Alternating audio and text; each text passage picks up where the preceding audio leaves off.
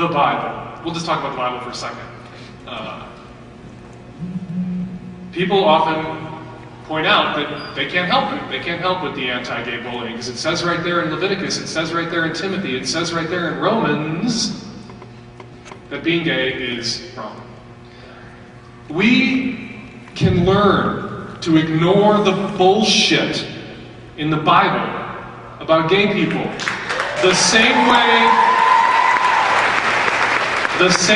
we have learned to ignore the bullshit in the Bible about shellfish, about slavery, about dinner, about farming, about menstruation, about virginity, about masturbation.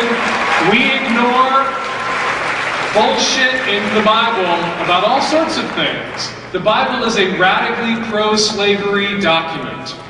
Slave owners waved Bibles over their heads during the Civil War and justified it. The shortest book in the New Testament is a letter from Paul to a Christian slave owner about owning his Christian slave.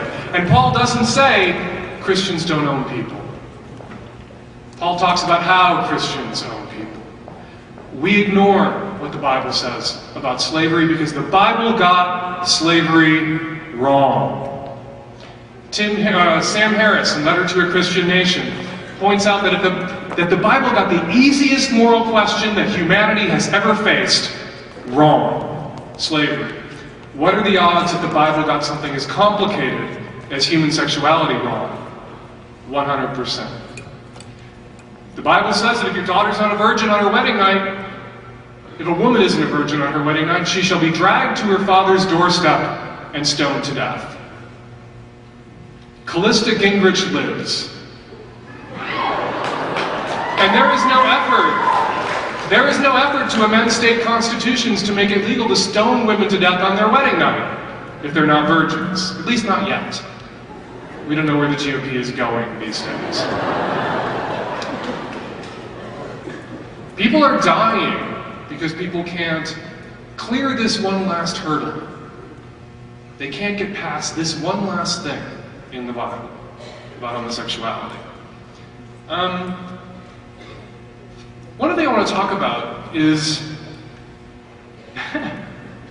so you can tell the Bible guys in the hall, they can come back now because I'm done beating up the Bible.